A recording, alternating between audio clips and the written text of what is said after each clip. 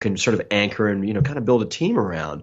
And you know, we'll get in the weeds on both of them, but I'm not a big fan of letting Eriksson go, and I'm kind of the mindset that I don't think he's going to go, and I also kind of feel the same for Toby. And Okay, maybe so real quick, I think getting to the question, put Erickson and Toby aside. You have the money. Are you wanting to go get a couple depth or a new star? If you had to pick between 2 to 3 depth or one shining brand new toy, what are you getting?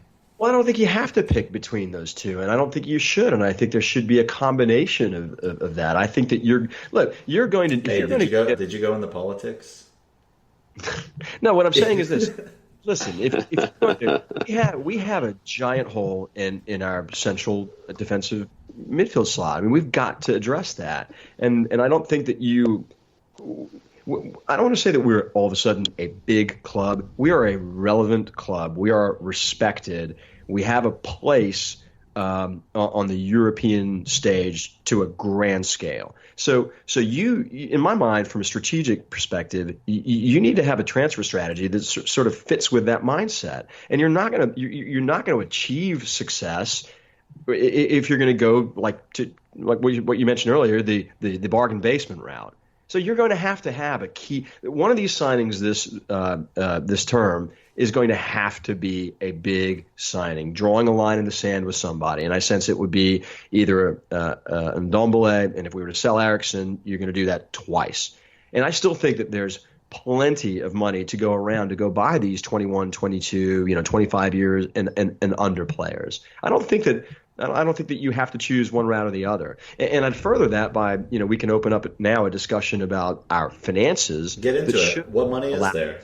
To do that. So I did kind of rip off the covers again on the accounts just to kind of dot I's and cross T's. We made three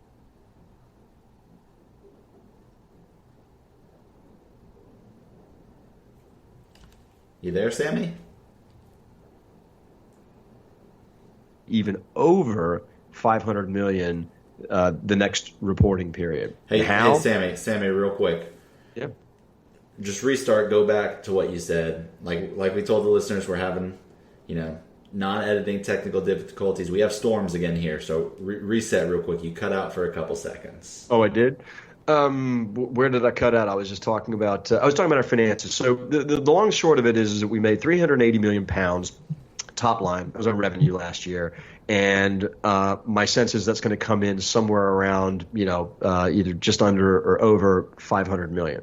So never did we ever dream that we would have this revenue base and profitability base that we have now. So why can't we talk ambitiously about what our player activity is going to be? We've never had a time where we can be as ambitious. And we've talked about being ambitious in years past where we haven't had near the financial footing. And as you mentioned earlier, we have a lot of those risks and shitty things that we've been dealing with behind us.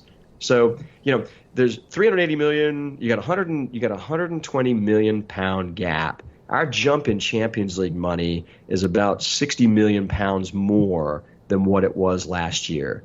So you've now got about a 50 or 70 million pound gap to get you to 500 million. And you probably do that from commercial revenue, and you probably do that from stadium game day revenue.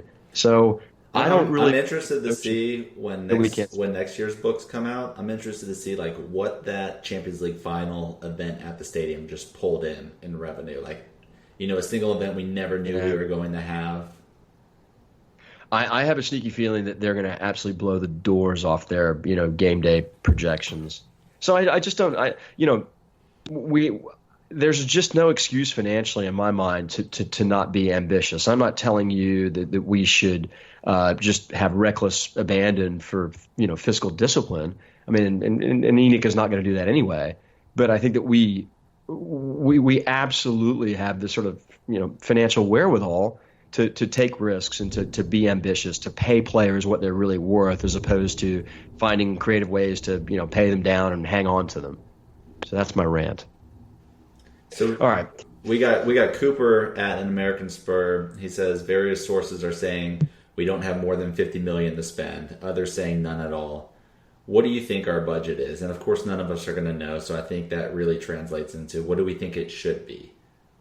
Bass, would you be satisfied? Here, let's shoot the Bass real quick. Yep. Would you be satisfied with the $50 million net spend if that's all we have? Net spend, yeah, possibly, but I wouldn't, because that would imply that you're spending more. Correct. Well, it depends. You know, say Eriksson doesn't leave, and we'll get into it later. But well, that's the thing. Yeah, that's not enough to buy an Ndombele, a Lo Celso. No. If we don't sell anybody and we'll be spending is 50 million, then that's not going to help us at all. We need to be actually spending gross spend, probably upwards of 100 million, probably 120, probably more. Now that sounds like on some booze or something, because that's not what Spurs do. But I really sense a sea change now, being back in the stadium. You know, Daniel Levy's created a revenue stream from that stadium that he probably surpassed whatever he was imagining previously. Fans are spending money in that stadium by the bucket load. Yeah. We don't have the rent that we need to pay Wembley anymore. Our Champions League run, I mean, I don't know how much it's earned us, but it wouldn't surprise me if it wasn't close to 100 million. It is. No, it is. So, but Timmy and I have run through the numbers. It's going to be just over 100 million pounds. Right. So I think we got cash, and you know what? That semi-final victory against Ajax, you know, even Levy came out onto the pitch at the end. You wouldn't see his a kind of overt showing of joy and celebration from that guy. He's really quite reserved. So I'm also kind of hoping that that's kind of tweaked something in him also. And that's what I was thinking. You think Levy's got the itch now? Like he got a taste. He's like fiending. Like, oh man, I gotta get back to that final. Man, I think Levy's had this itch. I think this narrative of him being this penny pinching tightwad. I just think it's unfair. I mean, I'd argue. Well, he had to be before. You know? Yeah, I mean. Look, I think he's been doing. Sorry to interrupt, Sam. I think he's been doing things in order. He's a businessman, okay? So his priority was getting the stadium done, and before that, the training ground. Yeah, he's a Spurs fan who is a financial steward over this club. But I contend that even though he's an amazing businessman, he's a Spurs man, and I think that's just something that really gets lost in the fact that he's cheap about things. Or not cheap about things. He's been thrifty about things. Or he's been financially cautious about things, and I think he has, but he's had to be, hasn't he? We've been trying to survive off of a stadium of 36,000 and we're here. For God knows how long. So we've not really had the consistency in the Champions League, and it's kind of just the plan. It's been a long plan. I mean, that stadium alone has taken sort of 10 years from inception. Yeah. So, you know, it's all falling into place now. If he doesn't spend this summer, I'd be really disappointed. It would be a gigantic misstep, and I think it would just be completely out of character, because I think that, you know, he's had a lot of luck, but I guess he's kind of created a lot of luck. But he can literally check off almost every box in terms of where he wanted us to be as a club after the stadium is completed. In fact, I'd even argue that we're well farther along, with the Champions League final behind us and our finances being what they are. But if you're going to have a relevant discussion about what our budget is, I think you do have to identify sources of revenues from players. And I'm going to list some players, and we can chat through, you know, the likelihood of them being sold. But and feel free to add any that you think we should. But Trippier, Wanyama, we've obviously got the debate about what's going to happen with Toby and Eriksson. We've got Nkudu, and we've got Jansen. Now, the numbers, and these are just arbitrary. You can certainly pick them apart. They're just a starting point for discussion. But 25 million for Trippier, 20 for Wanyama. You've got a 25 million pound release clause if you let Toby go. You're not going to sell Eriksson for probably less than 75 million. Nkudu's probably worth 5. Jansen's probably worth 5. So those players alone, including Toby, would be 180 million pounds. So if you got 180 million pounds, right, if you sell everybody, and you need to subtract 100 million pounds from that, you'll have about 80 million pounds if you don't sell Eriksson and you don't sell Toby. So let's go back to that 50 million pound number. You take 80 million pounds from these players that you can sell plus 50 million pounds. That really kind of gets you there. But one thing before we kind of get into this big discussion about transfer fees, I want everybody to start thinking about something we don't talk about very much, which is wages. Because the investment that you make in a player doesn't stop at a transfer fee. Take Toby, for example. If you want to pay Toby up 150,000 pounds more a week for 5 years, that costs something, right? That's 35 million pounds. So you got to think about, if we buy players, we buy these sexy players, you got to think about what we're going to be paying them as well. So I just wanted to just kind of bring that up. You love the wages discussion. I do, because we stop these financial discussions on players about just their fees. And as we do an analysis as to what we're going to do with Toby and what we're going to do with Eriksson, you have to think about both. You got to think about the replacement costs of those players, and you can't have a discussion that just stops on a transfer fee, because the wages are just gigantic now. All right, so let's just get into it. Eriksson, media comments. He said he wants a new project. Now, after Real Madrid has spent a shit ton of money and it doesn't look like they're going to move for him, they may be moving for Pogba instead. Now he's kind of backtracking. Maybe I would be interested in signing a new contract, all that shit. What do you guys think about what's going on? First, his media comments. What do you think about that, Vass? I don't think it was wise for him to make a comment like that. I understand from some media reports that he actually had a discussion with the club before the Champions League final about his future, which sounds a little distasteful, if I'm honest. However, it could well be that meeting was scheduled far in advance without ever realising we'd be in a Champions League final. So I'll kind of grant you some grace there. To be perfectly honest, I don't know who's going to buy Eriksson. I can't see him at Real Madrid. I can't see him at Barcelona. Who does that leave? I mean, will he go to Germany?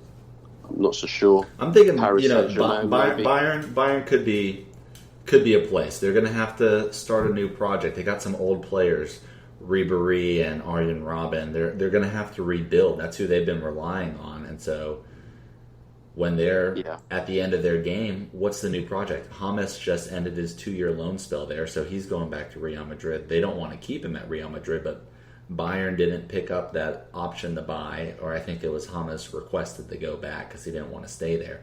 So they're going to have, and didn't fucking Costa went to Juve, so they need to fill something in the midfield. They could be a team looking at them. I think PSG could also. If PSG is doing it, though, it's not going to be until after June 30th, the end of the fiscal year, because they're always in their financial fair play. They need to spread out what fiscal year they're spending the money in. And for international football, the year starts, or the year ends on June 30th. So PSG could be a place, Bayern. But, I mean, you're right, there's not too many options. And I don't think, I sure as hell hope that we're not going to look at selling him to a team in England, even if they have the money to get him. The thing is, I don't think Bayern and teams in Germany pay the wages. Their TV contracts are somewhat less out there. And as you said, Bayern are an aging team and they're going to have to start a new project. Has Eriksson got the patience for another project in that vein?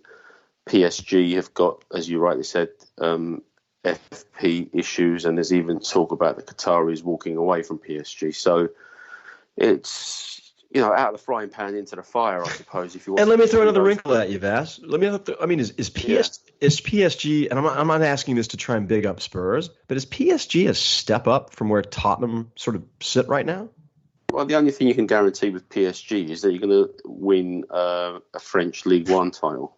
Right, because there's no competition. So if he wants to go and pick up some cheap medals, then he might want to do that. But not always. Not this last year.